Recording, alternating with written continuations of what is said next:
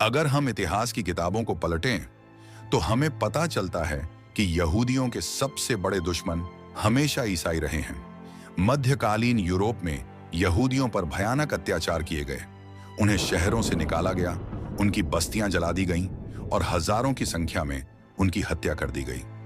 यहां तक कि द्वितीय विश्व युद्ध में हिटलर के हाथों लाखों यहूदी गैस चैम्बरों में मौत के घाट उतार दिए गए। यहूदियों के लिए यूरोप की जमीन सबसे डरावनी यादों से भरी हुई थी, लेकिन आज तस्वीर बिल्कुल बदल चुकी है। आज वही यूरोप के ईसाई देश इजराइल की रक्षा में सबसे आगे खड़े हैं।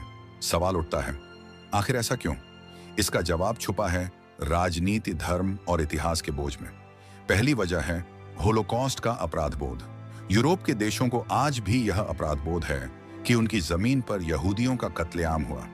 यही वजह है कि वो इजराइल की मदद और सुरक्षा को अपनी नैतिक जिम्मेदारी मानते हैं। दूसरी वजह है क्रिश्चियन जायनिज्म। यूरोप और अमेरिका के कई ईसाई संप्रदाय मानते हैं कि यहूदियों का फिलिस्तीन वापस आना और इजराइल का बनना उनकी धार्मिक मान्यताओं और कयामत के दिन की निशानियों से जुड़ा है। यही सोच उन्हें इजराइल का सबसे बड़ा समर्थक बना देती है। जब ये होगा तो ईसा मसीह दोबारा जमीन पर उतरेंगे और फिर आखिरी जंग आर्मगेडन शुरू होगी। इस जंग में बुराई का खात्मा होगा और उनका मसीहा दुनिया पर हुकूमत करेगा।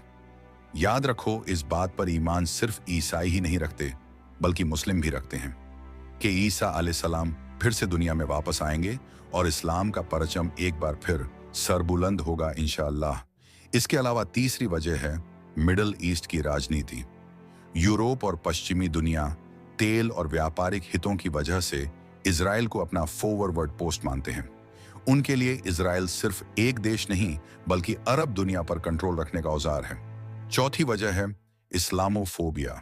आज यूरोप में मुसलमानों के प्रति डर और नफरत लगातार बढ़ रही है।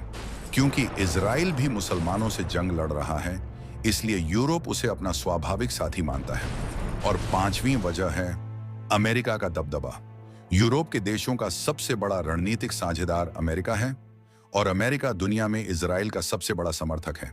यही कारण है कि यूरोप भी उसी राह पर चलता है। तो इस तरह कल तक जो यूरोप यहूदियों को अपना दुश्मन समझता था, आज वही उनकी ढाल बन चुका है। यह बदलाव सिर्फ इतिहास का मोड़ नहीं बल्कि भू राजनीति, धर्म और मतलब की जटिल कहानी है।